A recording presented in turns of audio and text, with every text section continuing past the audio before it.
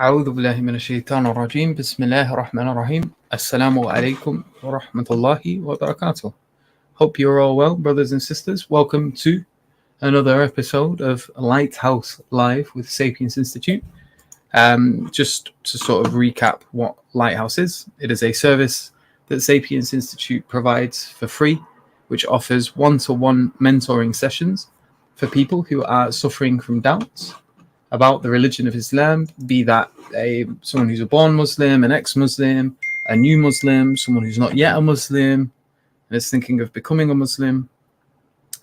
Absolutely anyone who wants to use the service and has some sort of doubt about whether or not Islam is the religion of God, you're more than welcome to book a session and talk with us. And we also help people who deal with those people. So people who are giving dawah, people in leadership roles, imams, that the likes of these that are currently getting questions that they're not too sure how to answer, and we seek to try to help them with that. So what I'll do is I shall show you the website where you can book a one-to-one session completely free. So if you go to our website, you can just type in the link that I've got at the bottom of the screen here. Or alternatively, you could just go to our website, which is there we go, which is sapiensinstitute.org, and you can see right at the top here it says Lighthouse Mentoring. If you click there, it tells you who the service is for. Make sure to read it. It's not a fatwa service, so don't book a meeting if you're looking for a fatwa to do with some fiqh issue.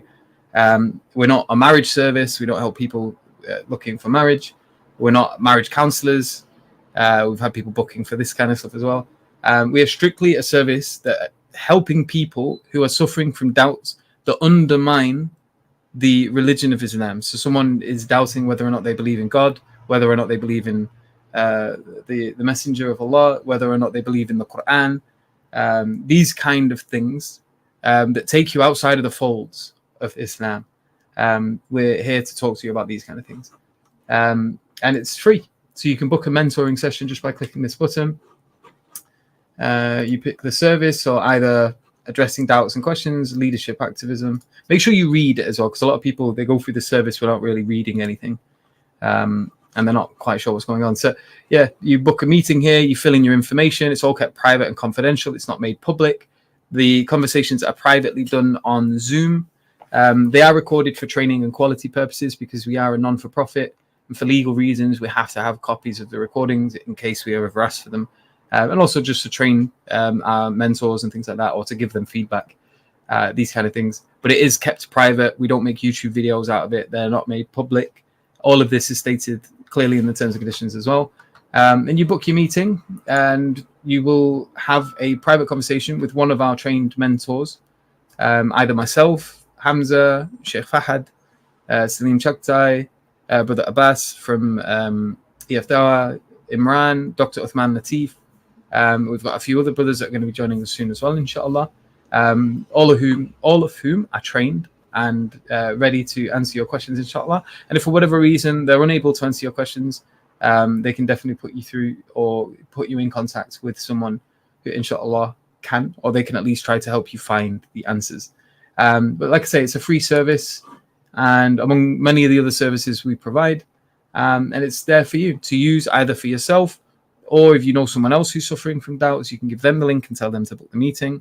I don't recommend booking it on people's behalf, because usually that means that they don't end up turning up.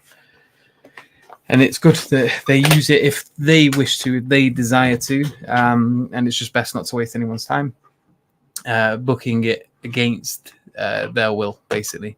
So yeah, this service is there for you. We also have a number of other things. So we've got books, learning platform, etc. Have a little look at our website and go through that in your own time, inshallah. But today we should be getting joined soon by some other brothers. It's me on my own at the moment. Okay, so hopefully someone will join soon, inshallah. Until then, I shall try my best to address your questions. So if anyone's got anything they would like to discuss, please do leave a comment in the chat. and I'll be happy to have a little look through it. So, bismillah.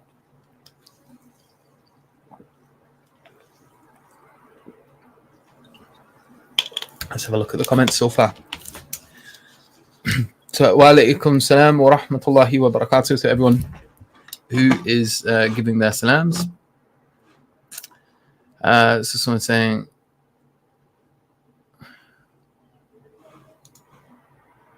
so, salam, are you taking on any non-Muslims? It depends.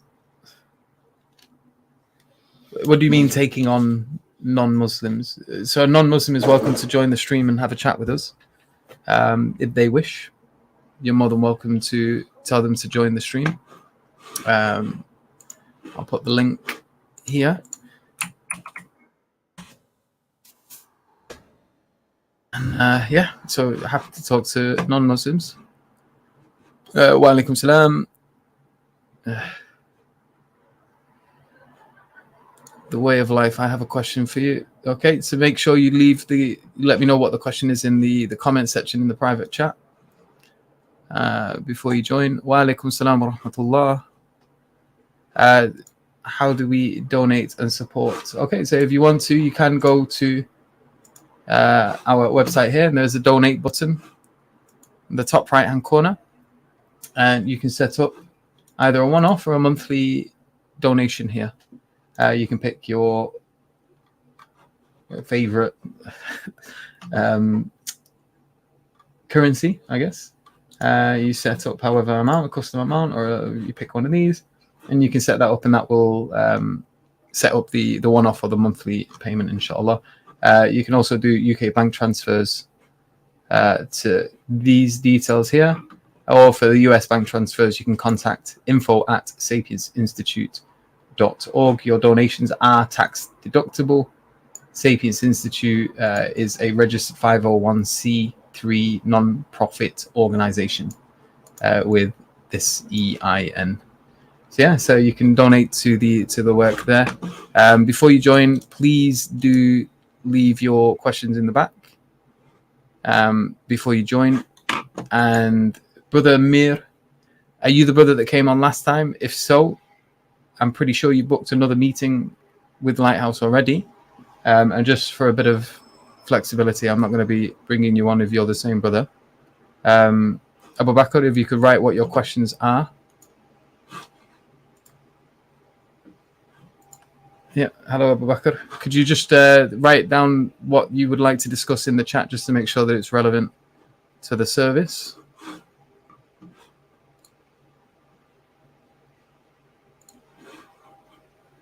And while you're doing that, I'm just going to have a little look through the rest.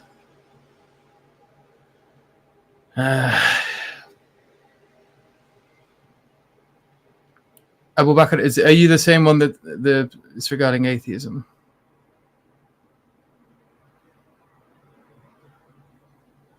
Yeah, you needed to give me a bit more details about that. What do you mean? So while you're writing, please try to give me a bit more detail than that, because that's not really much. So someone's asking here, brother, could you please explain punishment for apostasy? It's wisdom. So with regards to wisdoms, etc., we can't really go into it in too much detail other than what Allah Azza wa Jal has explained to us. I can hypothesize or explain to you why it is the way it is. Oh, look who's joined us. MashaAllah, big man is here. How you doing? Assalamu alaikum. Assalamu alaikum. Wa alaikum salam. How are you? Can you hear me? I can hear you. Can you hear me? For some reason, I can't hear you at all. Check your settings. And I'm not sure why. Can everyone else hear me?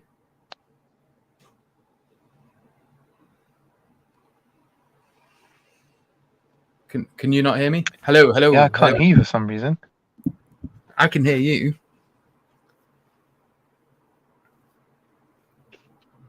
Have you got headphones? Bizarre. Yeah, everyone else can hear. hear. Everyone can hear as well. So you can hear me, yeah? Yeah. Oh, you can? Okay, perfect. This is very interesting because I can't hear any of you.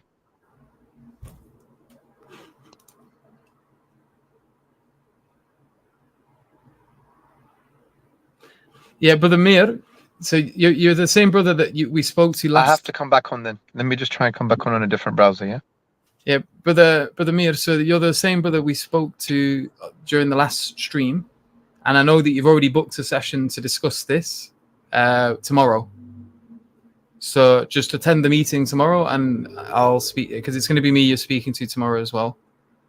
Yeah, but like I say, you've already said you've already booked a meeting for this very question. So rather than me go through it now and waste tomorrow's session because we're not going to have time to cancel it, because it's less than 24 hours, I think it's best we just talk about it tomorrow. So I'm going to save the space. Assalamu alaikum, brother. So let me just address the question that was being asked. Where was it? So with regards to the punishment for apostasy. So there's a couple of things to keep in mind about this. Number one, the punishment is incredibly difficult to get. Like if you are punished with apostasy,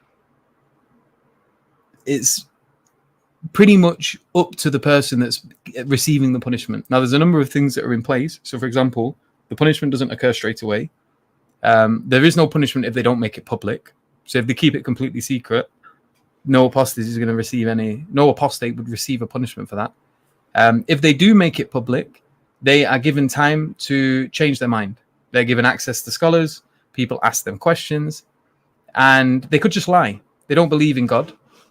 So they could just say, can you hear me now? Perfect, I can hear you. Alhamdulillah. So I was just saying, so they could just lie. They don't believe in God. So for them, it's not like literally if they're worried about receiving the punishment, they could just say the Shahada, whether or not they mean it, and they could escape that punishment. It would be incredibly difficult, and it would seem a bit pointless as well for someone, unless it was just out of sheer I don't know what word would you use to say sort of stubbornness. For someone who doesn't believe in Islam and doesn't believe in the religion to continue to openly blaspheme, for example. Now, why is it that law is there in the first place? Well, the law is there to protect people. So Aristotle, he said that the man is a rational animal. But I don't think that's true, in the same way that I don't think man is the strong animal. You have the capacity to be both, but it's something that you need to train. And whether you're an atheist or whether you're a theist, there's a large number of people that believe in varying positions. So if you're an atheist and you're looking at a world filled with religious people, then by default, you already think that the world is filled with irrational people. And we as theists looking at the world and looking at atheists, we could say the same thing. We think that atheism is completely irrational. So not everyone is rational, and people are swayed left and right like grass in the wind. And things can worry them whether or not they make sense, and they can cause division, they can cause unrest. And so the laws with regard to apostasy are a means by which to protect a vulnerable community, people who do not have it within themselves to be able to deal with high-level shubuhat or things that someone might bring to them. And it's just a means of keeping peace within the community. Now, these people are not locked in boxes. They can leave the community if they so wished. They don't have to express their apostasy in public. It is something that they can keep private. And even if they did, they have a chance to recant and to avoid the punishment. And it is literally in their hands. It is in their hands. All they have to do, whether or not they feel it is the truth or not, to avoid the punishment is just to recant. So it's not difficult to avoid. It's not like, they're sort of pushed down a corridor that they can't escape. So in terms of like the wisdom behind it, I would just say it's a means by which to protect the vulnerable in the community. We take it seriously. This is something that if left unchecked, people can be led astray. We believe in the hellfire. And if you're dragging people to the hellfire with you, we consider that to be a great wrong. So we're trying to protect as many people as possible. Not everyone is equipped to be able to deal with a lot of the nonsense that you come across with regards to things like shubuhat, etc. So I would say that would be the reasoning behind it to some degree, but it's not conclusive. Would you add anything to that, Brother Hamza? Oh, I've just jumped in, so I'll pass for now. I don't really know what the question was Yeah, no entirely about. But yeah. So how are problem. you anyway? How's everything? Yeah, alhamdulillah, I'm good. And mashallah, we've been joined by Brother Abbas. How are you, brother? Assalamu alaikum wa rahmatullahi wa barakatuh. Wa alaikum assalam wa rahmatullahi wa barakatuh. Alhamdulillah. Hamza Zosis, how are you driving the car, man? You just went all on two wheels just then. Subhanallah. You're doing stunts Yeah. while you're doing the stream. No, I'm not driving. I'm not driving. That would be technically illegal. You're trying to get me into trouble. No, so yeah, so I'm just right by the gym, so I felt this was perfect time just to jump on to support you brothers. You guys doing excellent work with Lighthouse. The beautiful thing about Lighthouse is one of the greatest projects that Sapiens Institute has, alhamdulillah. It's focused on two main domains, streams of activity. The first one is that we try and help develop aspiring du'at, imams, mashayikh, parents, teachers, so they can have an impact in the da'wah. We're trying to give them a Allah-centric and akhirah-centric vision and a specific strategy. And we try and instill in them at least 12 core prophetic and Quranic qualities for success and to have a great impact in the da'wah. So we give one-to-one mentoring for those type of people. And this is why we have the Visionaries project as well, which is an extension of that. And the other part, which is the main part of Lighthouse, is to help people who have shubuhat, who have destructive doubts, people who need answers to specific questions. And we generally speaking give people 10 effective strategies on how to deal with the shubuhat, with the destructive doubts. And these include philosophical arguments, they include spiritual arguments, they include psychological approaches, and our learning platform, learn.sapiensinstitute.org, has that course available for people to internalize and learn, which is based on the 10 effective strategies on how to deal with their doubts and the doubts of others. So I'm really happy that you guys are doing some amazing work, great work with regards to Lighthouse. You guys are doing some fantastic work. I think we now have had over 1,200 hours, mentoring hours, and that's growing. We're going to expand to at least 3 languages. We're going to expand to at least 30 plus hours per week. We're developing around 15 mentors, and this is something that is absolutely fantastic. It is needed. I'm not aware of anything that is similar with regards to the comprehensive nature of our project, and it's free, and it is something that we're dedicated in achieving. And we felt that initially when we started this years ago, we felt that it wouldn't give us the numbers from the point of view, it's, we don't create videos, we don't publish videos with regards to Lighthouse because it's private, of course. It's one-to-one mentoring, so you're not dealing with like thousands of people, and that would be great for vanity metrics. But we felt it was very, very important to engage in this activity because it's the need of the time. And many of the mentors here and our Lighthouse manager, who's doing great work, Yusuf, would probably echo these sentiments, that we need this because even though we have great online work, there's great things that are happening, people still need that one-to-one engagement. It's like the sunnah of Allah subhanahu wa ta'ala, Allah revealed the Quran, but he sent down also the Prophet sallallahu alaihi wasallam, who is a manifestation of the Quran. He's a walking Quran, and he is an example, and he is that one-to-one experience, if you like. And this is exactly what's needed in the da'wah. Sometimes we overemphasize the online in terms of videos, in terms of social media, but that one-to-one engagement is so critical.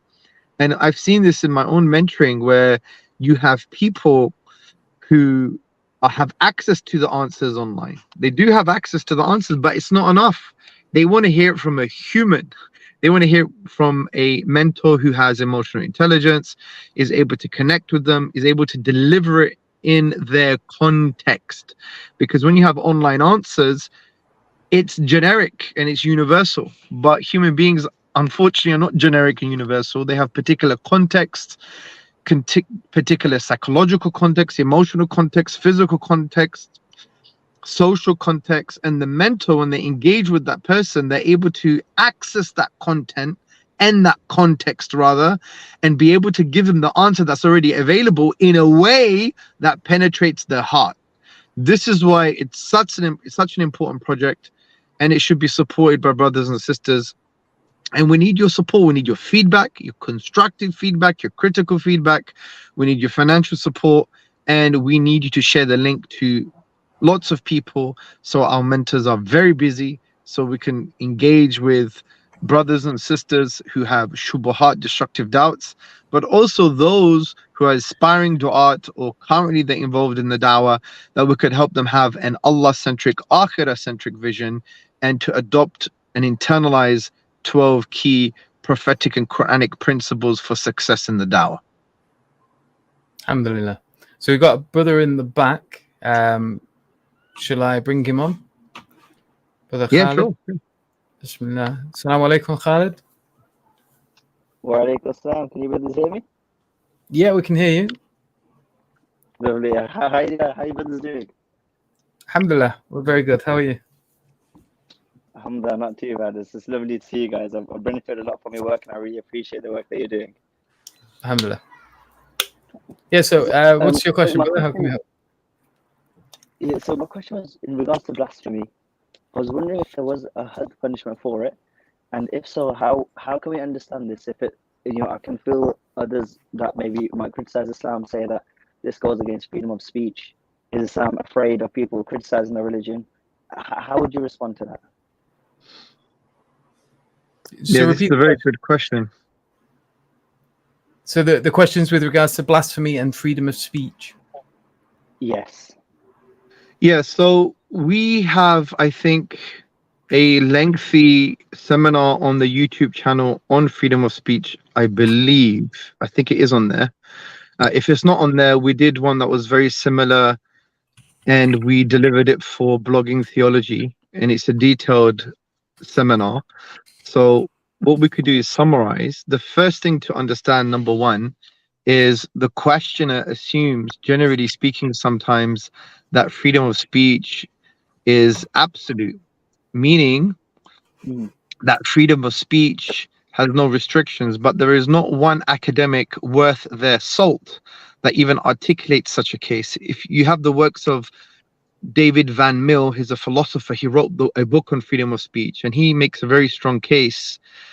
And he basically says that freedom of speech does not exist in isolation of other competing values. You have to consider freedom of speech in the context of other competing values. So therefore, he argues it's going to be restricted in considering other competing values. And this is why there is not one nation on planet Earth. And if there were other Earths in other galaxies, I would say there is not one nation in the universe that would say that freedom of speech is absolute. Even in the most liberal of all nations, Scandinavia, and so on and so forth, Canada, you have restrictions to speech. And those restrictions are considered based upon a competing set of other values that you prioritize and affirm. Therefore, the question shifts away from freedom of speech to what values must you consider when looking at the idea of expressing yourself in a particular society. And that shifts the discussion. Now, before I get into that, what's very important to understand is that when people talk about freedom of speech, they need to understand that it can never be absolute, because the absolutists, the minority that exists, they say, oh, if you restrict any form of speech, it's a slippery slope to tyranny. But this is a false argument. It's actually incoherent, and it's an error in reasoning. Because it doesn't follow just because you make necessary restrictions based on competing values that now you're going to be tyrannical, because the door swings both ways. You can argue not having any restrictions at all would end up you having anarchy. And in a society that is based on anarchy, you don't have any freedom of speech at all. Now, the thing that's very important to articulate, my dear brother, is this. When we're considering freedom of speech, we need to understand that there is not one philosopher that considers freedom of speech as intrinsically valuable, meaning freedom of speech is not an end, it's a means, it's an instrument. It's a means to what? Traditionally, if you look at the works of John Stuart Mill and others, it's about human flourishing. It's about truth, accountability, and progress.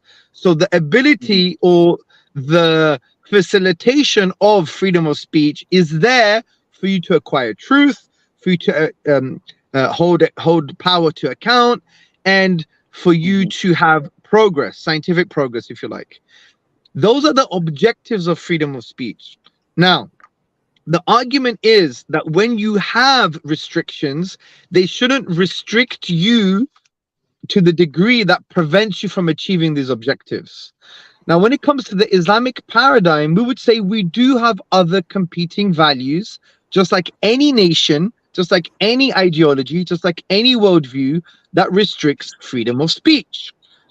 And we would articulate those values come from a transcendent source. In other words, Allah subhanahu wa ta'ala, the Quran and the Sunnah, and we can prove the source, the divine source of these values. And that's very important because sometimes you have this kind of outdated liberal secular cliche that Islam is backward, it prevents freedom of expression, intellectual discourse. This is all nonsense and not true. You can argue against Islam if it's done with the correct tone, in an intellectual manner. We have a rich history. For example, medieval Baghdad, we had Muslims and Christians debating the atheists, right? In academic settings, there was intellectual dialogue. In actual fact, I would argue all of the accusations that you find online and offline against Islam, our scholars already addressed these arguments because they actually presented these arguments as questions, many of them, and responded effectively. That's how rich our intellectual discourse is. So we're not afraid of intellectual debate and discussion. Anyone who reads the Quran would understand that. But what we say is that there are competing values. And when it comes to things like blasphemy, we believe in the sacred. And a society that does not believe in the sacred is a dangerous society. And we've seen this with secular liberalism. You have to have some red lines. You have to have things that you believe to be sacred. For example, secularism, for example, that denies the sacred, in actual fact, attributes sacredness to itself, right? Because the only, like, for example, if you look at France, practically and functionally and politically, France considers secularism to be sacred. It considers its form of secularism to be sacred. That's why it's against the law. You get punished if you damage the tricolor flag, the tricolor flag. Yes. Did you know that? It's in the law. If you damage the flag of France, you're in trouble, man. They believe some things to be sacred. In actual fact, you have product defamation law, you have libel laws, you have hate speech laws, and all of these other considerations. Just check it out online. You see most countries have these things. And these are based on a set of competing values that they adopt. Now, many secular liberal countries would adopt values that in line with an atomistic view of society, at the primacy of the individual and the self, a form of individualism. Anyway, the point I'm trying to say is, when it comes to blasphemy, this has nothing to do with intellectual dialogue or debate, because you could, with an intellectual tone, have objections against the prophethood of the Prophet ﷺ. You can have objections against the Quran. But we also believe that some things are sacred and those things need to be protected. And if you don't believe in some things to be sacred, you are actually advocating an immoral society. And that's why if you study just warfare in the past, 1,000 years or so, you would see more people have died under atheistic ideologies, secular ideologies, because they frankly do not believe in the sacred. And if they do, they attribute the sacred to themselves and their own ideas. And this is something very important to understand, because not believing in the sacred can lead to the destruction of civilization and society. So we're proud to believe in the sacred. We believe it's a moral thing. We believe it's important. We believe it's extremely important to have your red lines and to affirm those red lines, not just to suggest them. We believe in boundaries. And those boundaries are very important, not only from an Islamic perspective, but for humanity as a whole. And this is why when you have the right type of values and you allow liberty of expression to the degree that you achieve its objectives, which are progress, accountability, and truth, and you have communitarian values, you have cohesive values coming from Islam, coming from the Quran and the Sunnah, you become responsible for the intellectual development of the world. And that's what happened with Islam. When you had the social political values being implemented in Islamic Spain, for example, what did you see? You had the convivencia, the coexistence. Non-Muslim academics called this the paradise on earth. You had Muslims, Jews, and Christians living together and looking at the interconnecting principles of nature. They had the social political environment that facilitated what Thomas Arnold would argue in his book, The Preaching of Islam, on page 113, I believe.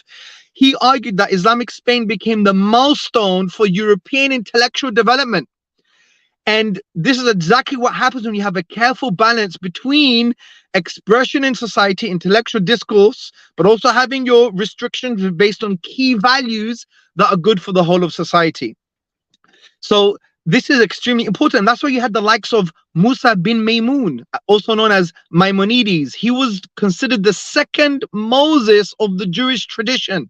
He lived in Islamic Spain. He wrote in Arabic. And not only that, which is very interesting, he was the physician for Salahuddin Ayyubi.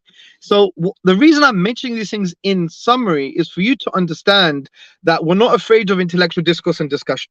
The Quran resonates with argumentation. If you look at the works of the academic Rosalind Ward Gwynne, she wrote the book concerning logic and God's arguments about in the Quran, and she says the Quran is full of, you know, intellectual discourse and argumentation and so on and so forth. So we're not afraid of this, but we have our values, and we know this is a timeless and transcendent principle from the point of view that it's not just the Muslims or Islam, it's every worldview and ideology. Yes, they affirm that you have to have liberty to express yourself and your ideas, but there are some red lines and there are some competing values, as David Van Mill says, that restrict speech because there's a competition of those values. Now, there must be a careful interplay between those values and the restrictions to freedom of speech and the objectives of freedom of speech, which is truth, accountability, and progress. And when you say historically and functionally, you will see that Islam had that correct balance. And blasphemy is part of that, which doesn't mean that you can't now detract against religion or Islam, or you can't have intellectual arguments. It just means you need to be civil. Islam is pro-civil. It's being pro-civilization. And think about this, and this is a very key argument. If you do not have these red lines, you end up going against the very objectives of freedom of speech. Imagine everyone, just because they think they have an intrinsic ability to express themselves, starting to be vile and degrading against people's worldviews and religions and personalities that they love and the idols that they worship. Imagine being like that. Imagine. You would have no truth, no accountability, and no progress. In actual fact, what they're advocating is something that goes against the very objectives of freedom of speech. Let me give an example. Imagine the late scientist, what's his name? He was in a wheelchair. Stephen Hawking. Imagine Stephen Hawking was giving a presentation to all of these scientists about the truth about a particular theory that he believed to be true and he had evidence for. But he spent the first half an hour degrading everybody in the audience, degrading their mothers, degrading their ancestors, degrading their intellectual capacities and abilities. Do you think that approach would be conducive to the objective of freedom of speech in this context? Truth? Of course not. What about accountability? Imagine I wanted to hold to account the Chinese government for the oppression of the Uyghurs. And I started my presentation, the first half an hour, by basically degrading Chinese culture, degrading Chinese language, degrading Chinese poetry, degrading everything what it means to be Chinese. it will be a ridiculous display of my expression and my freedom of speech, because it will not fulfill the very objective. Likewise, we believe blasphemy has that role, and we have many. There's more to unpack there, but that's a summary of the discussion. But fundamentally, what you just need to understand from a Dawah perspective is say this: there's no such thing as absolute freedom of speech. Freedom of speech is restricted based on competing values, and you should just humbly say this is known across academia and across all nations and their politics. You have to restrict based on competing values. So the question you should raise is, whose conception of values, who prioritizes them, and where should they come from? And then you should humbly say, I believe those values should come from the divine, because Allah is Al-Hakim, He is the knowing, He is the wise, He's Al-Alim, the knowing, He's Al-Bar, the source of all goodness. Allah has the picture, we just got the pixel. So you link it to Tawheed, you link to Allah's names and attributes, and that will give you the opportunity to start discuss the source of Islamic values and all of these things. So you bring it, you connect it to a Dawah perspective. So hopefully that is a summary of the question. We are hopefully writing an essay on this topic. If you go to the Blogging Theology, you would see a presentation on this topic in more detail, and it has presentation for you. And Jazakallah. Yeah, thank you so much. That was a really beautiful and comprehensive response. I really do appreciate you going into depth and covering all bases. Thank you so much. And be confident, bro. I know we live in a secular liberal society, and people look down on these narratives. But if you frame it the way that we've just tried to frame it, it will give you a sense of confidence, inshallah. And may Allah make it easy for you. Jazakallah. Would it be possible if I ask a second one, or I'm happy to step back if not? But yeah, what's the question about? It was in regards to studying philosophy. Each time I hear about, should you study philosophy, should you not? I hear that you should first ground yourself in the deen before you go into something like that. But then a question that always plays on my mind is, if Islam is the truth, shouldn't it be able to withstand criticisms from philosophers? Should we not be able to go in to such a... Yes, it's not about that. So this idea that philosophy is a path to truth. Mm-hmm. It's not true. If it was true, you would see, as everyone was getting their PhDs, that their beliefs would all coincide, and you'd find everyone that has a PhD getting closer and closer to agreement on things. Yeah. But you don't see that. You see the opposite. You see a complete fracturing of beliefs. People seem to disagree on things that absolutely everyone else agrees upon. Yeah. So academia is a very complex place.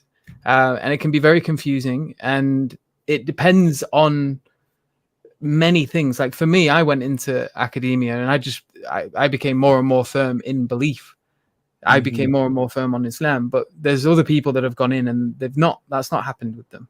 And it just depends on the people, because we're not just robots. So it's not a case of just give someone this information, give someone that information.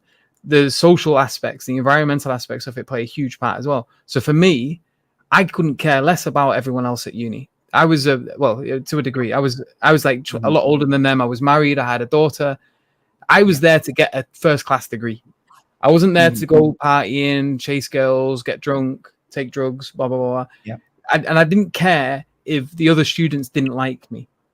So social pressure wasn't an issue for me. And I'd be sat there as the only theist sometimes, or the only Muslim.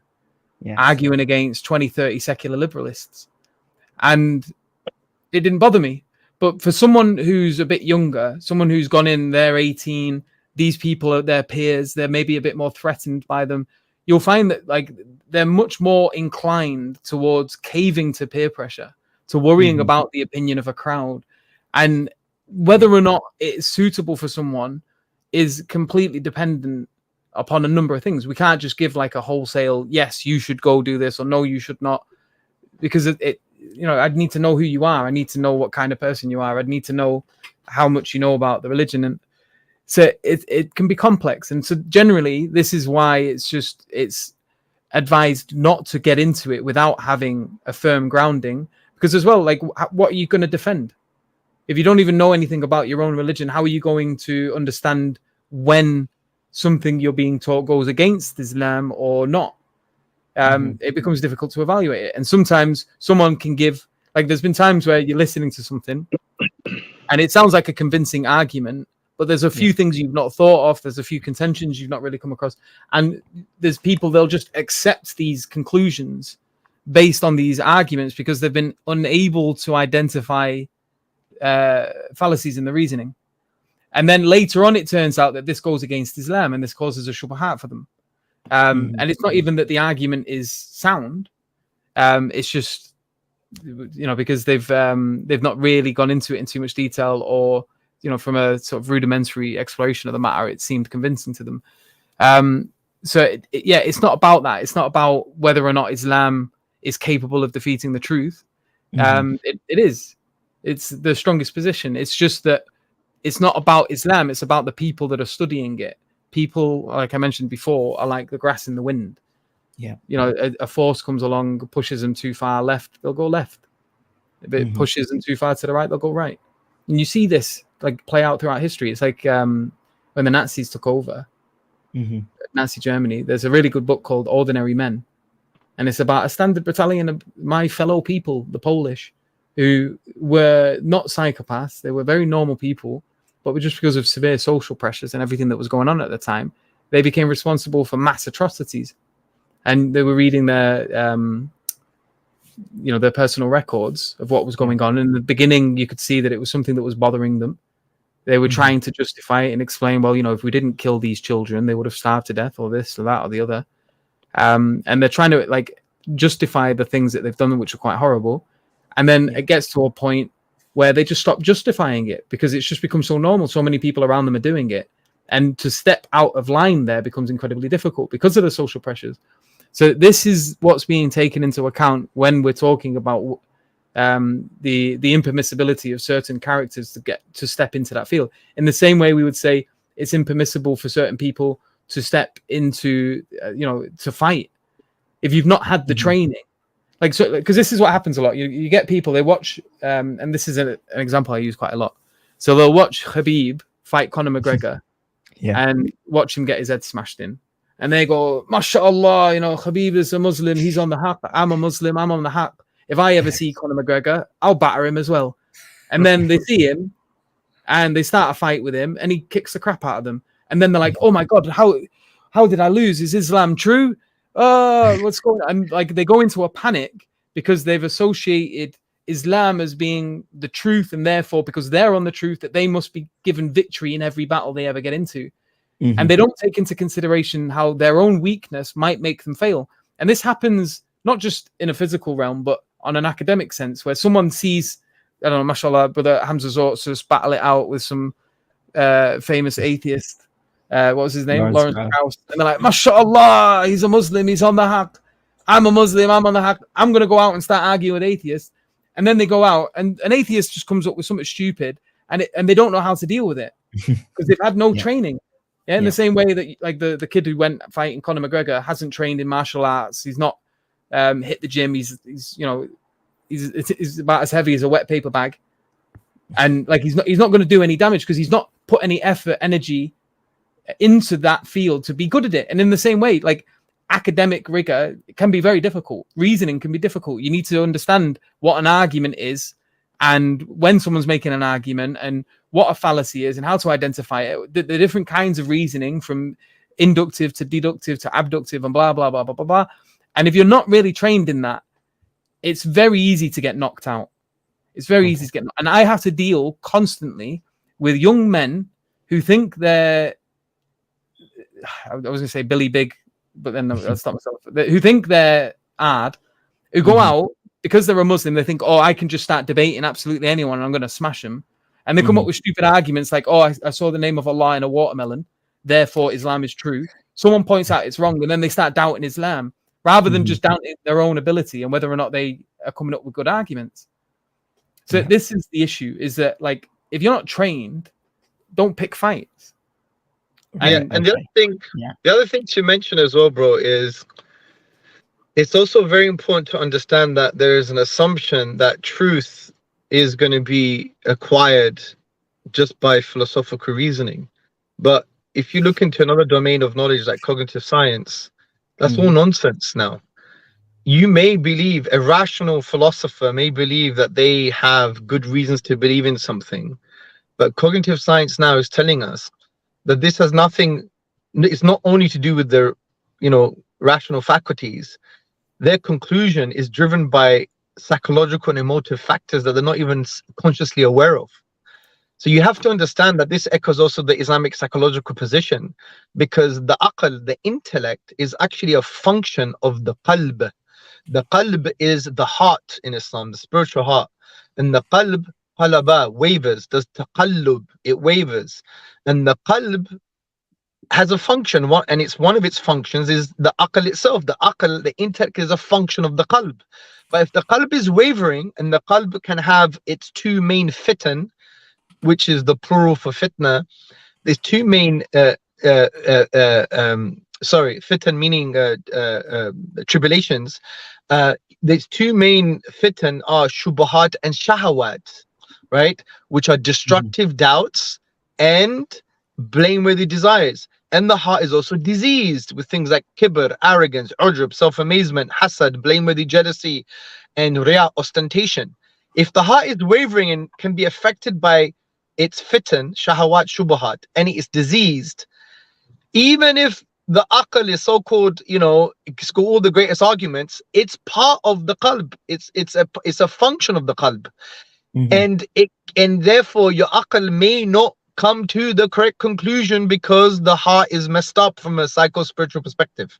So that's very important to understand. And this leads me to the 5 things that we usually give as criteria if you're going to get involved in philosophy.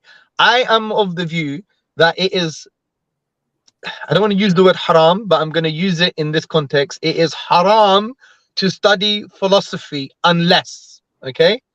It's haram, and I don't mean haram in a kind of legal sense. I mean it's extremely blameworthy, and you should not even attempt to think about it unless you have these 5 things in place. Number 1, you have to have a sound or relatively sound understanding of the Islamic creed. Number 2, the foundations of Islam. Number 2, you have to be praying 5 times a day. Number 3, you have to engage in the necessary spiritual activity to strengthen your qalb, to strengthen the spiritual heart, because the aql is a function of the heart. What are these spiritual activities according to the Quran and the Sunnah? Afkar, the remembrance of Allah in the morning of the evening, the du'as in the morning of in the evening, your subrogatory prayers, because the Sunnah is like, it shields you, right? And it shields your iman. It's like a fortress, right? The fard is like the first line of defense. The sunnah is the second line of defense. And the more you increase your ibadah, your worship, you have more lines of defense protecting your spiritual heart, and therefore protecting your aql, right? Because it's a function of the heart. So you have to have that in place. The other point is, number 4, you have to have good people around you. You have to have a good environment. You are the product of your environment. All of this nonsense that I am an intellectual hero, I'm on my own, is total, utter nonsense. We are products of our environment. We are products of people around us.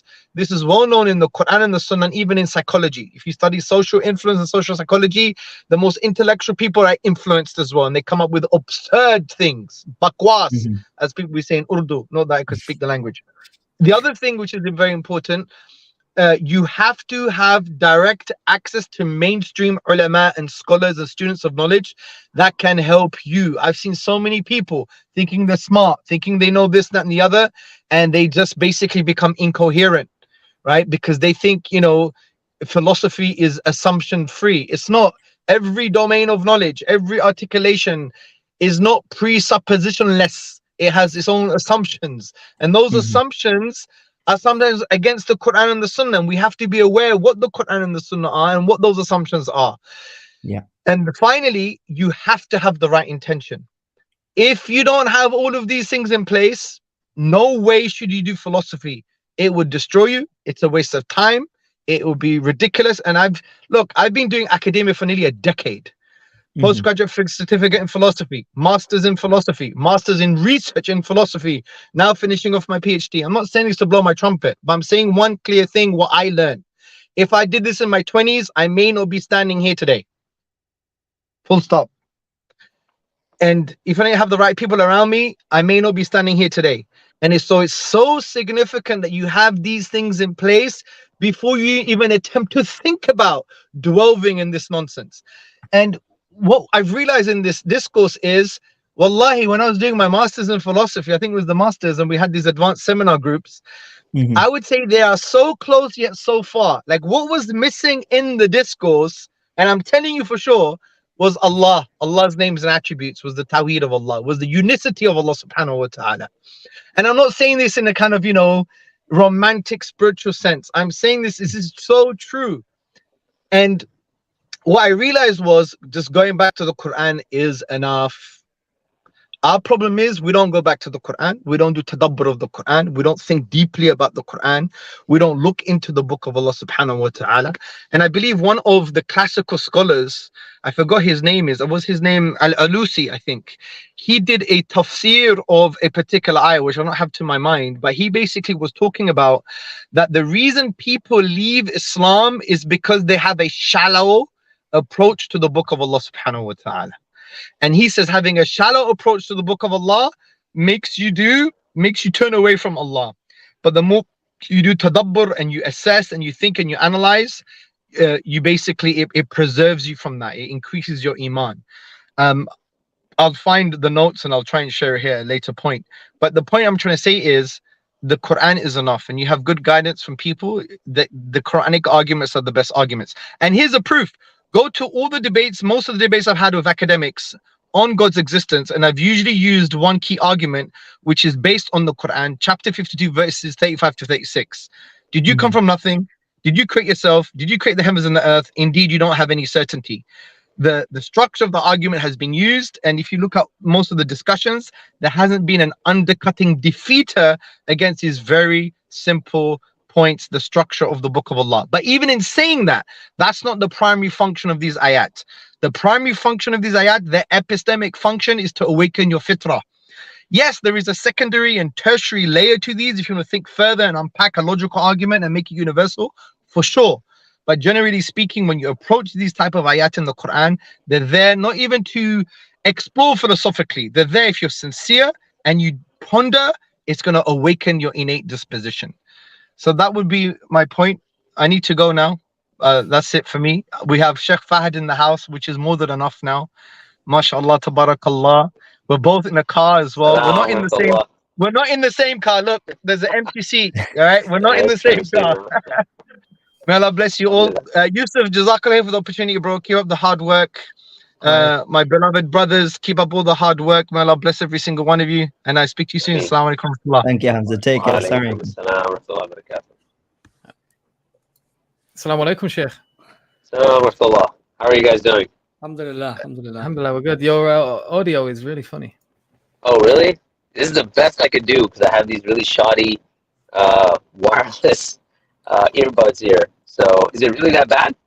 We need to get you some new earbuds. Yeah, you sound like Dalek from Doctor Who. I don't know if you know that series. You probably don't know America. Well, I've heard of Doctor Who, but I just the specific reference is probably going to be lost on me. Exterminate. Yeah. Oh gosh. Exterminate. Just Google It's all right. If you can hear what you're saying in that, it should be fine. So I love it. All right. I do have another set. I could try them. Let me see. Hold on a second. But they're wired, so I don't know. Let me try them. Try the Carry on while I do this. Yeah, so Yusuf, if I could just add, I mean, we get these type of questions quite a lot, as also with people who are visiting websites and they're gaining doubts from those websites, and they come onto Sapiens to talk about their doubts. And I've always said it, and I think this is quite poignant, actually, what Hamza mentioned there as well. That if you don't have the tools and you don't have the time necessary to invest, and by tools, I'm talking about the knowledge of Islam. But of course, the other dimension that Hamza, mashallah, very eloquently raised was that, the qalb, the heart, the spiritual, security, the spiritual strength. And if you don't have that as well, don't put yourself into unnecessary trials and tribulations and doubts and problems. And by going to websites that have these doubts in there, that they are basically financed, paid to create those doubts. And if you then don't have the tools, or you don't have the time necessary to invest in order to deal with that, you're just going to cause problems for yourself. And I think, you know, it makes perfect sense to steer clear when, as Hamza said, and as Mashallah you said as well, when you're in a position of weakness, why would you then step into an arena to have this big fight with Colin McGregor or whoever else it might be? Because you're already planning to fail. You've already basically failed before you even stepped into the arena. You simply don't have the tools necessary in order to enter that sort of level of combat, as it were. You know. Alhamdulillah. Do you want to test your mic and say exterminate, Sheikh? Exterminate? Is that better? MashaAllah, that's an amazing audio quality. Really? Okay. Yeah. Alhamdulillah. All right. Alhamdulillah. Good. Alhamdulillah. So we've got a brother in the back. Okay. Who wants to jump on? Should we bring him on? Yeah. Bismillah. Bismillah. Assalamu alaikum, Dawood. Alaikum assalam wa rahmatullah. How you doing? I'm fine, thank you. I've been having the problems like these website things that I've been reading a lot of stuff and these things, and I found a lot of, like, let's say, funny stuff that I don't really know how to deal with, and I've been trying to get answers, but I just get more questions. So the more I research and stuff, the more questions I get, and I have these kind of like I don't know how to say, like periods where I have doubts a lot, and this has been going on for a year. I've been Muslim for 1.5 years. I'm a revert, so I don't know how wise it is to ask these questions public, because these are like not easy fiqh questions. Okay, well, go ahead and give us at least one. Let's see what type of questions. Let's say that, like, in the last few days I found is that forced marriage, I've read that it's permissible. Okay. That it's permissible for a father to give away his non-baligh daughter in marriage, and then she cannot refuse. That's what I've read. Okay. So let me ask you this. With questions like what you just mentioned of a legal nature, do you think that there's a distinction you would make between questions of a legal nature and questions of something that is more foundational to the faith, right? Yes, of course, I've been thinking about that as kind of. Okay, because it's extremely important that we understand that there is, when it comes to questions of Islamic law, there is a lot of nuance that has to be understood, a lot of background information. Sometimes it's kind of nuance within not fiqh, but usul al-fiqh, or fiqh al-qawaidiyya, or whatever it might be. I mean, there's certain elements that you do need to have a certain background before you start to unpack some of those things. So a quick kind of, shortcut answer to say, yes, this is the case in this scenario, or no, this is not the case. A lot of times we treat Islamic law without much sophistication. And I think it's it's unfortunate, because like U.S. constitutional law is not treated like that. Common law is not treated like that. That we understand that there's a background that's needed, right? Now, if there's something that has to do with some sort of moral assumptions, then yeah, we can unpack that. But then we have to say that whatever sort of piece of legislation we're talking about is, affirmed in every single scenario. Do you know what I mean? Does that make sense? Yeah. Yes, that makes sense. Right. So specifically with the question you have in mind, I don't want to get too deep into it, or the question that you just presented, but do understand that there is some leeway within the Islamic tradition for a father to do that with, right? But at the same time, we do know that the Prophet ﷺ, there is various ahadith that mention that a woman should not be married against her will, right? And this is something that the Prophet ﷺ clearly mentioned.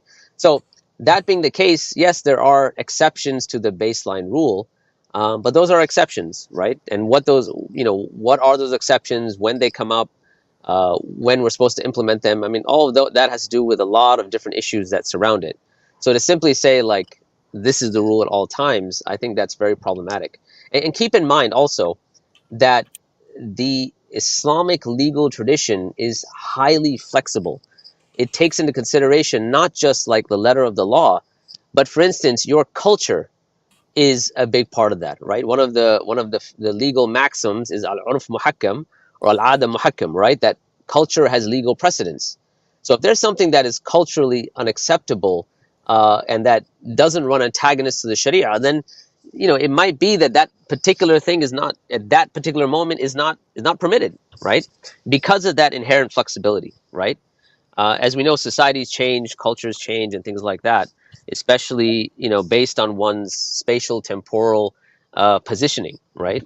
And so I think when we get into questions of Islamic law, we have to be really careful with those questions. And I mean, I would say that if there's theological questions, or let's say theophilosophical questions, those are things that you probably want, if you're going to engage with them, it's better to engage with those questions as opposed to Islamic law. Unless you're interested in studying Islamic law, then by all means go for it. But understand that there's a staggered approach to doing that as well, like any other science, and Allah knows best. I see. Yeah. So yeah, I'm definitely interested in studying Islamic law in the future. Sure. Okay. Yeah, and so just like any other science, every field has its kind of prerequisites. It has certain things that you have to study before you study other things. If you ask me a question on multivariable calculus, I wouldn't be able to expound upon that until you've taken pre-calculus, algebra, and so on and so forth. So yeah, and unfortunately, we get into a lot of these nuanced questions of Islamic law where there's a lot of background information that's needed and some study that's needed as well. Right. And shouldn't we also take into account that likely those societies were drastically different from ours, like pre-industrial and stuff like this? Yeah, so there's a lot of, like I mentioned, that culture has legal precedence, right? And if someone who, let's say a qadi who's giving a ruling, he has to be aware of the scenario that he's in. Like, I'll give you a simple example. Let's say that there's a divorce case, and the qadi, the judge, is responsible for dividing assets. Okay, now let's say this case is happening in somewhere like Saudi. Okay, and the judge says, okay, well, generally the culture there dictates that the women will get all the kitchen supplies and the men will get whatever, the weapons, right, the guns and so on and so forth. Now for Saudi, that might be fine, but if that same qadi had to decide on a court case, a similar court case here in Texas, well, he wouldn't be able to make such a dichotomy. He wouldn't be able to say, oh, the guns go to the men, because there's plenty of women here that go out shooting ranges. I mean, we're in Texas and people love their guns, right? So it would be a mistake to take that ruling and superimpose it on a different place. Do you get what I'm saying, right? Yes. So it's not only that, okay, there was a different time period that something happened in, but also spatially, it's going to be, you have to take those things into consideration, right? And that's up to the qadi, and that takes a level of study. So that's all I'm trying to say, is that when these questions arise, sometimes there's a very simple answer, but sometimes it's not going to be that simple, right? Is that you have to take, certain background information into consideration, right? Yes. Make sense? Yes, it does. Like, okay. The problem, brother, my point earlier was, I suppose, very, very similar in a sense as to what you've described. You don't put yourself into situations where you're allowing people to cultivate your heart. Yeah. Not with good, but with weeds, with with filth, because these people, I mean, their intention, their funding, everything is simply to cause those doubts, and then you're putting yourself into that situation. And it's not about Islam being weak or Islam being strong, because alhamdulillah, Islam is indeed strong, but it's about our own ability to be able to deal with those things and how weak and strong we might be. And that's why it's always a good idea not to put yourself into that situation, because, as I said, you're allowing somebody inside to influence you, to your soul, to your heart, whose intention is not to provide any form of clarity or truth. That's not their motive. That's not their incentive. Their very incentive is to take you out of Islam or to create these doubts. And so they're not wholesome avenues, wholesome people to be associating with, especially if you don't have the tools or the time necessary to deal with those things. Yeah, I mean, everyone's going to have, and that's an excellent point, Jazakallah khair, that everyone has what you might call a paradigmatic predisposition, right? Like they're going to be coming from a certain paradigm, and they're going to be presenting information from that particular paradigm, from that worldview, right? But if we're talking about comparing worldviews, then you don't go inside the worldview to say, look, here's what's wrong with it, based on my worldview, which is external to it, especially when it comes to Islamic law, right? Because that is a specific, what you can say, an insider approach you would need to deal with issues of Islamic law. You know, to take an outsider approach and say this law is problematic. Well, by what tools? What you know? What is your ontology before you get there? What is your epistemic tools that you're using to make those claims, right? Because again, Islamic law, usually how it's pitted in these scenarios is, look, this particular ruling in Islam or this particular allowance or exception has this moral problem.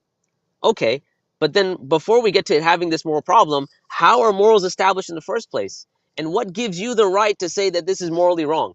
Even if we said it's more, like, even if we agreed, yes, it's quote unquote, this is a law. Let's say that is the legal, that's the ruling on whatever it might be, which in of itself is nuanced. But let's say that's the ruling. Well, on what grounds are you making the moral claim? And so the discussion needs to shift to what is the moral, you know, what is your moral basis to make the claim in the first place before you start getting into, well, this is morally wrong, right? So that's why I was saying the discussion when you're in these, if you find yourself in these discussions, you have to move it to more of, you know, what are the more important parts of the worldview that needs to be discussed, right? What is the ontological assumptions, the epistemic assumptions, the teleological assumptions, right? And once you've settled those, then you come down to morals and ethics. That comes way down the list. So if there's no agreement on ontology or epistemology or teleology or anthropology, who or what is the human being? Are we body and soul, or are we just soul? Or are we just body? Those assumptions, if they're not hashed out, then coming straight to the morals and ethics, I mean, you're assuming a lot before you get there. And that's why a discussion on Islamic law becomes very problematic, right? A, it's going to be nuanced, and B, you have to make a number of assumptions coming from outside the Islamic paradigm, right? And that can be very problematic. I see. Thank you. Like, No the problem. problem is, I see with myself is that I really just, you know, go onto these websites and just look at these opinions without any context, and there's not much explanation online. I don't know Arabic yet, so it's really hard to do good research. So, and for some reason, can I give you some advice? Yes, of course. And I think this advice might have been given earlier, so I don't want to belabor the point. Stay away from these websites, man. Like, you don't need to go to these websites. Honestly, something that's going to be more beneficial for you, your own soul, your own hereafter, your own sense of self, is to engage with the tradition in a very authentic way, right? And that authentic way means studying it right from its sources and start from the ground up, right? I mean, engaging with the Quran is a lot better of your time is better spent engaging with the Quran, even if it's on like a level of translations and thinking about it and so on and so forth, right? If you're going to be engaging with Islamic law, what are the things that pertain to you specifically? You know, like, okay, so, you know, like, for instance, the salah itself, there's the outer dimension of the fiqh, and then there's the inner dimension.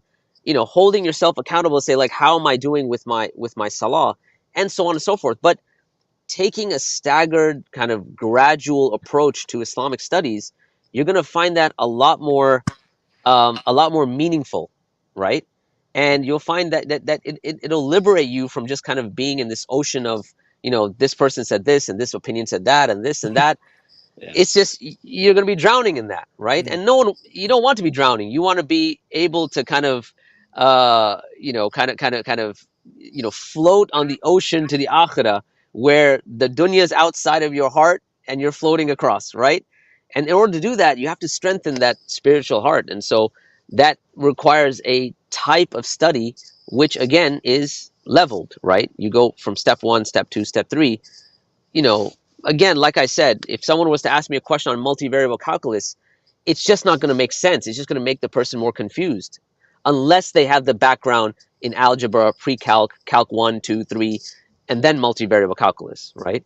And I think I'm sure I missed a stage in there But anyway, but you get my point, I hope.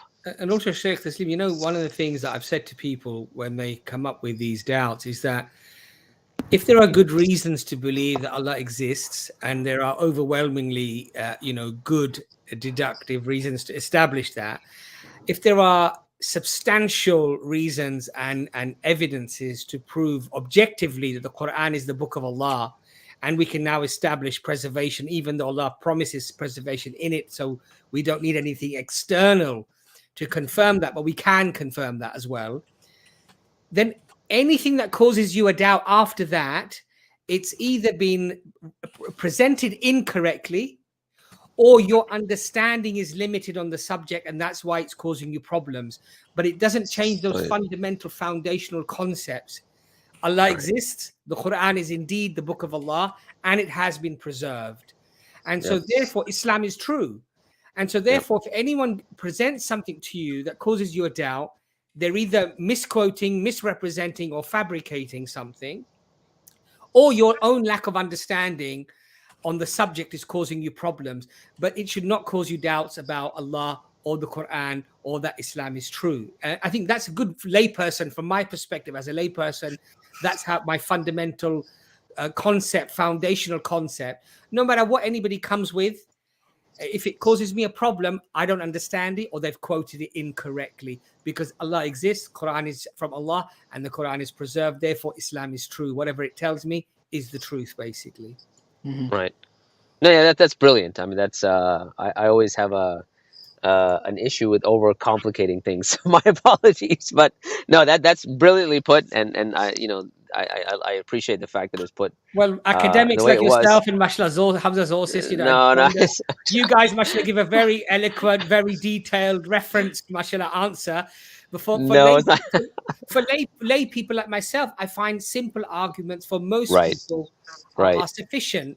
And that if you apply that principle and that rule, it doesn't matter what anybody throws at you. Right. It can only be those two things. They've presented it wrong, or you don't understand it. That's it. Right. Basically, That's brilliant. That's brilliant. And it's interesting that even when we talk about the word for doubts, right, shubuhat, it comes from shabaha, which means to resemble something. And here it's like resembling the truth. So whatever it is, like you already know the truth, and it's coming there to resemble it, to kind of undermine those things, right? So at the end of the day, if those fundamentals, those foundations are there, then whatever's coming, like you mentioned, it's either you're going to question yourself, or you're going to question the source, and those are the two areas where you have to basically question and leave it at that. So I see. So I hope that helped, brother. yeah, it did. So this is like, now this kind of question is like my misunderstanding and lack of knowledge of fiqh and how Islamic law works, because I think in many cases it has been misrepresented me. Growing up in Hungary, I'm Hungarian. I've been exposed to a lot of Islam hate and stuff, and it was told that Islam commands you to kill non-Muslims and like marries off 5-year-olds and then rapes them and stuff. I was even in a right-wing party. I was close to fascism. Wow. So yeah, and Wow. after it was told that Islam is not like that, and then I accepted Islam, and then I started going on to these websites, I was like, oh, maybe they were right. They were actually right that Islam does that and stuff. Right. Yeah, I mean, like I said, I mean, foundations are really important, and then always going back to this foundation. And Hamza earlier was just discussing kind of engagement with the Quran. This process of your being engaged with the tradition itself, it has to do with your iman, right? It has to do with your faith, and faith is something that increases and decreases, right? فَزَادَتْهُمْ إِيمَانًا, right? Their faith increased. And how do you deal with those things is that you have certain spiritual practices that you put into place to help you kind of going through the vicissitudes of your faith, right? So one of those spiritual practices is engaging with the book of Allah, engaging with the Quran. And I can't tell you how few people do that, right? Once Ramadan finishes, the books are closed, they're put on the shelf, and inshallah we'll see next Ramadan. I'm not saying this about you, by the way. I'm just saying that you find a lot of people that their hearts become rusty because they haven't really connected with the Book of Allah. And all of a sudden now, when they're presented with challenges, those challenges all seem very attractive, right? So I think it's really important. There's there's a book I'm currently reading on kind of the bridge between reason and praxis, right? Practicing spiritual practices and reason itself. Even though the author is Christian and he has a lot of trouble trying to reconcile these two things, I started thinking about Islam. That Islam actually gives you a very a deep interplay and connection between both of these things, right? We don't have to jettison reason, and nor do you have to give up on spiritual practices. You actually, it's one upon the other. I think it was Abdullah ibn Masud who said that when you looked at the Sahaba, they had what was it, piety upon knowledge and knowledge upon piety. So the more pious they were, the more avenues of all knowledge and truth open up for them, and the more they learned, the more pious they became. So it's like a cyclical relationship that you have to engage with, right? And the more you engage with it, the more your heart becomes strong, such that when these things are presented to you, those foundations that were being spoken about earlier, they're already in place. And there you're very comfortable with saying, either the misunderstanding is mine or the one presenting it to me. Does that make sense? Yeah, that does make sense. Yeah, that does make All sense. right. Like, the problem is that, okay, can I ask one more, like, kind of? Sure. Like, the problem is that for some reason I think that, like, I believe Islam is true, although my like iman is kind of low, I think. For some reason I believe that if in the 1400 years of Islamic history there was some fiqh law that was gotten wrong, or we would understand it as wrong today, because I understand that, like, morality changes and stuff. That means that Islam is not true. For some reason, this is what comes from my heart, but my brain says, I know with logic that it's false. I know that this is a false assumption, because it's not. Like, fiqh is a science that is, like, suited for time, place, etc., etc. Yeah. So for some reason, my heart is not at ease because of this. Right. Which, I mean, look, the contemporary world kind of pushes us in this direction in general, right? When you think of, the concept of progressivism, the whole idea is that your time period is going to dictate whether something is moral or immoral, right? Just by the very fact that you're in modernity, right? Now, 10 years in the future, what we're thinking today, oh, we're just old people who didn't know any better. And the problem is, you can't have moral progress ad infinitum, right? There has to be some sort of concept of stability. Pre-modern people never looked at time as the judgment of whether something is moral or immoral. Whereas for the first time in perhaps history, is progress itself is the moral standard. And so if we're going to say, okay, well, just by the sheer fact that we're in a particular epoch of time that makes something moral or immoral, this is not very stable in and of itself. Like, philosophically, it's not very stable. Yeah, like, for it's example, interesting. For example, if progress or change is the praiseworthy thing in and of itself, like, if you've got this binary between two positions, like, this is okay or this is not okay, and it sort of progresses towards the opposite end, eventually it's going to hit the conclusion of that particular trajectory. So, for example, LGBT issues, at one point they were considered impermissible across the planet. Yusuf, you might have missed a few numbers, letters, and abbreviations in that. Yeah. Because they do keep getting longer and longer, don't they? They get longer and longer. But the point is that, like, you have this sort of movement towards it becoming acceptable.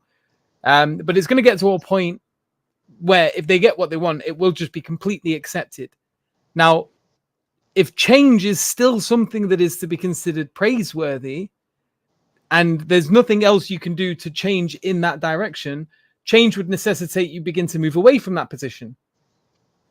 You follow the problem here? So you'd have to then, in order to, like, change, progression, like, you've then got to move back in the opposite direction towards saying it's impermissible again. And then it becomes a pendulum where it just keeps bouncing from these two different positions. Because if you've got to a point where you say this is okay now, in order to keep it like that, you need to move from the axiom that change is praiseworthy, and all of a sudden the liberals become conservatives. Once they get what they want, change won't be praiseworthy anymore. What they'll want is they'll want to enshrine whatever it is that they've been fighting for over the past few decades and make that the absolute. And then that becomes the new norm, and they become the new conservatives. And the new liberal, quote unquote, would be the one who goes against these established norms or these established doctrines. Do you see the problem with that? Yes. Yeah, it's interesting. It's interesting. One quick point here is that when you look at this very this very construct of time itself, when you have a progress in morals, and then you say the morals of the past, because of time, only because of time, that's your only standard. It's like you're cursing the people of the past because of the fact that they existed in the past. It's interesting that the Prophet ﷺ said, "La tasubbu dahr, fa inna Allaha huwa dahr."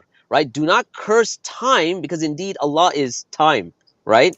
And so you have this scenario where just by the very fact that you are in a certain epoch of time, it makes what you're saying morally correct. Like Yusuf was saying, this becomes problematic because as you move to the future, you start becoming a person of the past and all of a sudden becoming conservative.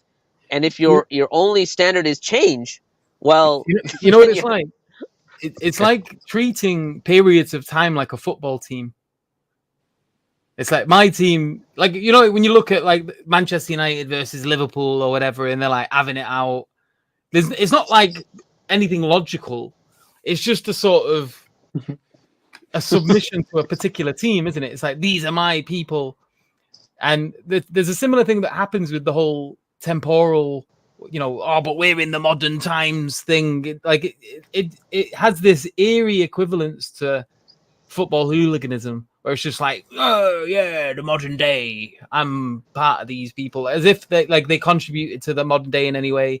It's just, it gets a bit silly, I think. So brother, can I just ask what your issue with cultural sensibilities and norms influencing how rulings might change? Was that the problematic thing that you were trying to raise there? Is that what you were saying? I might have misunderstood you. No, like I actually think that's a great thing, if like to understand that culture influences like rulings and stuff, and Islamic law can be flexible. My doubt was specifically this, that this kind of like forced marriage, because everywhere you hear that, oh no, this is impermissible in Islam, but then you get the opposite from some people. So this was my question, really. Right. Because but the change aspects or taking considerations of social norms and social consensus in terms of culture, you don't necessarily have a problem with that. Is that what you were saying? No, not at all. No. Okay, that's fine. Sorry, so I might have misunderstood exactly what you were saying there. Because in reality, of course, I mean, obviously that's not what you're saying, but some people do have a problem with that, because they do sort of say, well, if Islam is true, then the laws should all be rigid and they should be just as they are, black and white. But the reality is that even our own interaction with people, let's say today on a train, if there's a young woman, you might not give her your seat. But if the young woman is pregnant, heavily pregnant especially, you probably would give her your seat. And if in a few months time she's had her baby and she's back on the train and her baby is not with her, you might not give her the seat again. So we constantly adapt in relation to the needs of the people. So in Islam, mashallah, this is a blessing actually. Yes, that we do adapt to the needs of the time, and that Islam in that sense actually caters for all needs and pretty much all times, and becomes timeless in that sense. Yes, this is also one of the things that really I like about Islam, that it's really flexible. So if I understand correctly, this law that I've mentioned in the beginning is also something that's cultural. So I know that back in the day, even in Europe, even in my own country, people were married based upon financial gain and keeping the family line and stuff like this. So if I understand correctly, this is also something like that. Yeah, but I think mashallah, Sheikh Taslim did touch on it in a very sort of delicate way, which it requires. But I mean, we do have, like he said, that Sheikh did say that we have hadith specifically that says that do not force somebody into marriage if somebody's adamant they don't want to marry somebody. And so the general rule is that rule. I think that's the general rule, right? And also, if a woman goes to the qadi, she goes to this qadi and she says, "I want to nullify the marriage because I was forced into the marriage." Then this would be one of the reasons as to get why she would be granted a divorce, why the marriage could be annulled. So there might be some situations, as Sheikh Taslim said, when a father could betroth his daughter and give her away because the culture might be at that time that's normal, that's what people do, right? I think what's also very important here is that the practice we can clearly see today. I mean, even if you go to countries like where my family come from in India and go to in Pakistan and what have you, the girls are asked. The girls have a choice. Sometimes the girls don't get married till their late teens, early 20s, late 20s because they refuse to get married. I didn't know that.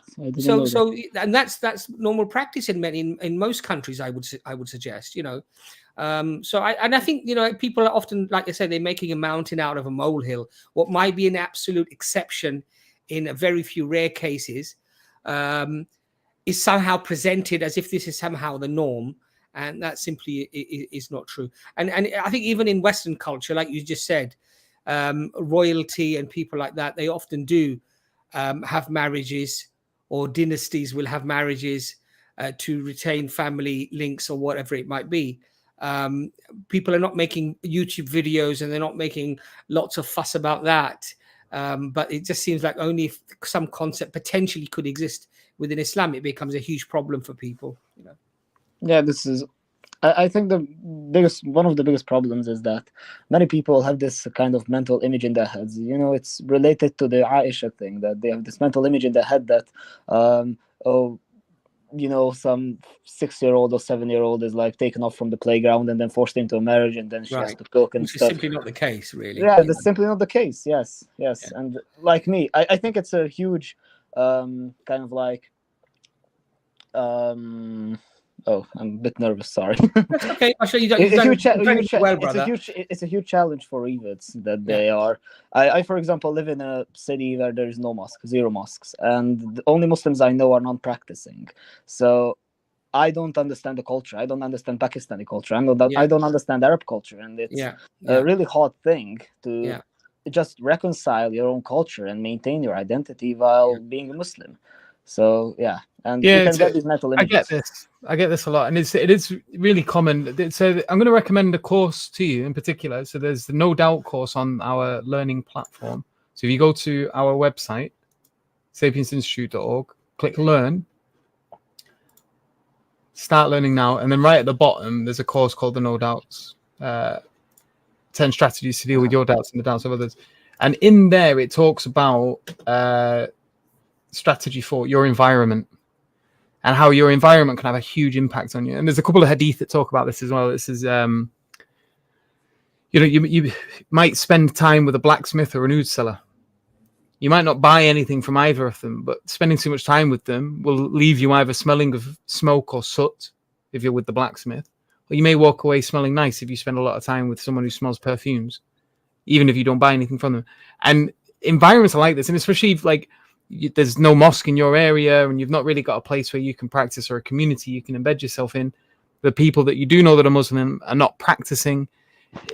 And especially if you feel like this inclination to try to at least be practicing, and but the society around you is sort of pulling you down. Because I've had this experience as well, where you want to sort of move in one particular direction, but everyone around you makes you feel as if that's extreme because they don't practice that at all, if that makes any sense. Yes. Sometimes that's what I feel. It's not really it's not as strong because my family and friends, alhamdulillah, are all accepting, and most of my best friends have conservative values. They agree with me on a lot of stuff like feminism, LGBT, and they believe in God. But of course, a Christian friend who is not the same as a Muslim friend, of course. They're not the same. They still drink and stuff. Yeah, exactly. And there's things they practice and things they might say and they might do that are going to make you feel uncomfortable. And that I like you get that even if you've like I'm in Bolton in England, and there's quite a big Muslim community here, but like if I'm with my family, there's a like that can be a huge test for me, because there's all sorts of things that go on around me. Like my mum's side are Polish, my dad's side is Scottish.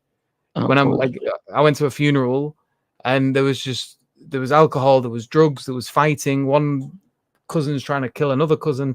Like it's mental. And I'm sat outside in a car trying to read a book. And then periodically, every now and then I've got to get out of the car to stop someone from murdering someone. So it takes a toll on you, and it's quite normal. And it's just a case of trying to remember and bring yourself back and ask, why is it that I became a Muslim in the first place? Obviously go over those points again. What is it that made you believe in Allah? What is it that made you believe in the Quran? What is it that made you believe that Muhammad sallallahu alaihi wasallam is a messenger of Allah? And when you reiterate these points to yourself, for me, this is something that brings me a sense of peace, even in all this madness and all this chaos. Like I recognize there are these secondary points that sit along the peripheral that do not affect the deen. And they may affect my heart, they may affect me, they may affect my iman, but they do not affect the deen. They do not affect Islam. Does that make sense? Yes. Yeah, and it's just about like being vigilant and understanding like ibadah is a shield for the believer. So practice, pray, establish the prayer, establish that which is farad upon you. Fast the month of Ramadan, give charity to people, do good, help the needy. These extra deeds that you do. And it doesn't have to be a lot. You don't have to break your back. You don't need to move to a mountain, live in a cave, and become an asceticist. Like you can live a normal life, but just try to do little things done consistently. So, like for example, try wake up a little bit earlier for Fajr and try and do Tahajjud once a month or something. Like try and make that a regular thing. It's not hard to do it once every now and then. Try to just pray the Sunnah before Fajr. Try to pray the Witr prayer after Isha. Try to do dhikr in the morning and the evening. So when you wake up, you just do Alhamdulillah 33 times, Subhanallah 33 times, Allahu Akbar 34 times. It takes 5 minutes. But you do little things like this, and it acts as a shield for you. Ibadah is a shield for the believer. And if you're like trying to make sure you're praying on time, like another good thing to do, why do the people set fireworks off during the day? It doesn't make any sense to me. It's bright. They must know, Yusuf, that you started to stream. That's why they want it. You hear it? Yeah. Yes, we could hear. Blue skies and everything. No fireworks. Absolutely pointless. But yeah, long story short, it's small things. They build up. And it's like if you want to save a bit of money, you put £10 a month away. Eventually, it becomes grand. It's the same with your iman. You put little bits away in voluntary prayer. These fireworks are not in. They've got an unlimited supply. Yeah, you put a little bit away in like voluntary stuff, and then inshallah it builds up in time, and you find yourself being more confident and less swayed by the opinions of the rabble, we'll say. Inshallah. Thank you, brother. No problem, bro. But we'll leave it there. We're going to wrap up. Brother Abbas, you've got a live stream tonight, I think. Yes, at 8:30, inshallah. 8:30. So we're gonna end it. Let me close this window. By the way, like another small question: do you think that learning Arabic perfectly? I know some, but it's not perfect. It can help a lot. Can it help a lot? Learning Arabic, yeah, definitely. When the people that I know, like reverts, I'm studying Arabic at the moment. I'm going through this book, actually. I was doing that before the live stream. Mm-hmm. I don't recommend doing it without a teacher, by the way, because it's incredibly hard. And then there's another one called the Medina books. And I'm in there's me, a friend, and a sheikh who are studying it together. And we've been doing it for about 1.5 years now. And it's very hard. But I can tell you, these two brothers are much more adept at it than I am. And I can see that it does wonders for them. so inshallah, I want to get to that stage where I can just access these sources by myself and read the Quran and understand what it is I'm reading as I'm reading it, and not have to rely on translations and things like that. And also prioritize things. So, for example, if you're not reading your 5 daily salah, then make sure you get that done first, and at least just learn even the basics when it comes to the salah, how to pray, and maybe what it means. And then that doesn't mean to say don't study Arabic as well. It doesn't necessarily mean that you leave Arabic until you become a perfect Muslim, because there's no such thing as a perfect Muslim, really, from our perspective. But make sure you prioritize things. So you get your salah, get the adhkar, the dhikr that Brother Yusuf said, morning and in the evening and before you go to sleep. There's a very short dhikr and du'as that you can do that protect you and that keep you wholesome, alhamdulillah. And what Brother Yusuf did say as well, of course, is that, if you're at the somebody who's a blacksmith or whatever, you're going to come out smelling like smoke. I would actually say that these people who cause doubts and these websites often, I would not compare them to blacksmiths. I would actually compare them to literally sewers. They're sewers. And if you go into a sewer, don't expect to come out smelling nice or being clean. And it doesn't matter how much you protect yourself. If you put yourself into that environment, you're always going to come out smelling foul and potentially becoming dirty. You are, simply because the environment is like that. Whenever you go to anybody to counsel you or to even give you a critical point of any sort, you would want that to be a sincere person, somebody who has an interest in truth, somebody who has an interest in checking their facts and being correct. Why would you go to somebody whose actual job role or whose intention is literally to cause that doubt or cause that problem? And they're not going to be credible, they're not going to be honest, they're not going to be accurate, and because their primary goal, and often these people are funded, we've learned that a lot of these people are actually funded to do what they're doing, just to stop people from coming to Islam, or people who are already Muslims just to create doubts for them to leave Islam. I would say those people are not good people to hang around with. And I would say, as I say, don't go down in the sewer, basically. I see. Thank you. No problem. But yeah, Jazakallah khair for jumping on. May Allah Azza wa Jal increase you in Iman. May Allah bless you for helping me. I mean, and you too, bro. But we'll leave it there, brothers and sisters. We'll say Assalamu alaikum. And until next time, we're going to try and do the first Thursday of every month. So next month will be the 6th of July, inshallah. So I'll try and get it arranged for then, and we'll try and keep these going once a month. And in the meantime, like we said, if you want to book a meeting, feel free to do so with this link here, sapiensinstitute.org/lighthouse, and you can book a private one-to-one with one of our mentors, completely private. It's not going to be made into YouTube videos or anything like that. You can leave your camera off, you can turn it on. You definitely need to turn your mic on, otherwise there's not going to be a conversation.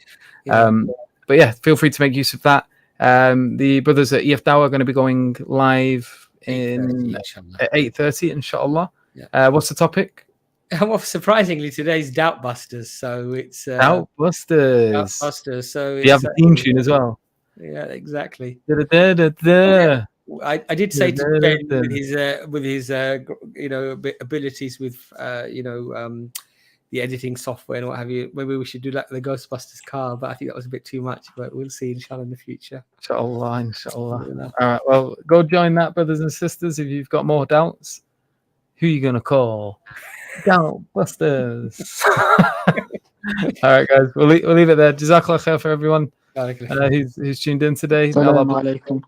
Wa alaikum salam wa rahmatullahi wa barakatuh.